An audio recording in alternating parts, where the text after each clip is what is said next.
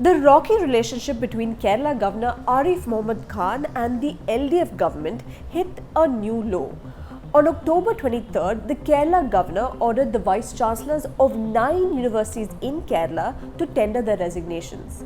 As Chancellor of all Kerala universities, the Governor gave them a deadline of 11:30 am the next day. The move was unprecedented. The VCs went to court and the Kerala High Court granted them temporary relief, setting aside the communications sent to them by the governor. So why did the governor ask these vice chancellors to resign? What is this new row all about? Let me explain. A day after the Kerala High Court judgment, Governor Arif Mohammed Khan issued a show cause notice to 2 other vice chancellors. Totally, 11 VCs have been asked to explain why their appointments should not be declared illegal. The trigger for the governor to seek the resignations of the vice chancellors was a Supreme Court judgment. On October 21st, a 2-judge bench of the Supreme Court set aside the appointment of Rajshri MS as the Vice Chancellor of APJ Abdul Kalam Technological University, also known as KTU. This judgment is crucial because the governor is using this to seek the resignations of the other VCs. So what does this judgment say? Let me break it down for you. There were 2 questions placed before the Supreme Court. 1. Whether Vice Chancellor Rajshri's appointment should be based on the University Grants Commission regulations or on the APJ Abdul Kalam Technological University Act, which was passed by the state legislature in 2015. As far as this question is concerned, the Supreme Court dismissed the Kerala government's argument that it was not bound by the UGC regulations. The government had told the court that only the state legislation, that is, the University Act in this case, was applicable as far as the VC's appointment is concerned because the state government had not adopted the UGC regulations. The Supreme Court, however, held that if there is any conflict between a state legislation and a union legislation, then the union law shall prevail as per Article 254 of the Constitution. The second question before the court was whether the search committee that recommended Rajshri's name was a duly constituted one. The Supreme Court found that Rajshri's appointment went against the provisions of both the UGC regulations and the University Act.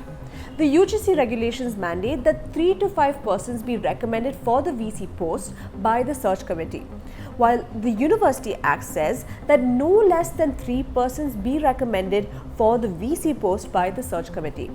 In Rajshri's case, only her name was proposed by the search committee. The Supreme Court therefore found Rajshri's appointment as Vice Chancellor to KTU as illegal and void. As I said earlier, the governor is using this judgment to seek the resignations of at least 11 other VCs, suggesting that there were violations in their appointments.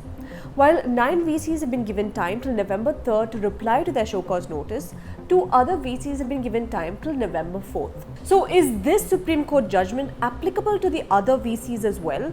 Will their appointments be set aside because it was not in line with the UGC regulations? Legal experts are divided over this. Many states have not adopted the UGC regulations, like Tamil Nadu, Gujarat and Kerala. But the Supreme Court has given different judgments for cases that are similar. In 2015, the Supreme Court upheld the appointment of Kalyani Madhivanan as the Vice Chancellor of the Madurai Kamaraj University, ruling that as Tamil Nadu had not adopted the UGC regulations, it was not mandatory to follow them. It was this judgment that the Kerala government cited in the recent KTU case. But in March 2022, while quashing the appointment of the Vice Chancellor of Gujarat's Sardar Patel University, the Supreme Court ordered the Gujarat government to follow the UGC regulations even though it had not adopted them. The court found that where there is a conflict between state and union legislation, the union law shall prevail. The Supreme Court has cited this judgment in its KTU order. Some legal experts argue that many of the vice chancellors to Kerala's universities were appointed much before this March 2022 judgment. The Kalyani Madhivanan ruling was considered the precedent, and therefore the VCs were appointed as per the state legislation. Can this latest judgment be used to nullify past appointments? That is the question. Now, state legislations governing those like Kannur University or Mahatma Gandhi University, for example, do allow for only one name to be recommended as Vice Chancellor. So unlike the KTU case, there is no violation as per the Kannur University Act or the Mahatma Gandhi University Act, because the search committee is allowed to propose just one name and the governor shall appoint that person. Many of the VCs who are under the scanner now were appointed by the previous governor, P. Sadasivam, who is a former Chief Justice of India.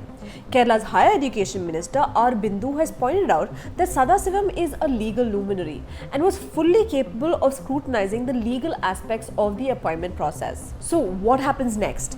If the governor does go ahead with the removal of the Vice Chancellors, the matter will in all likelihood go to court once again.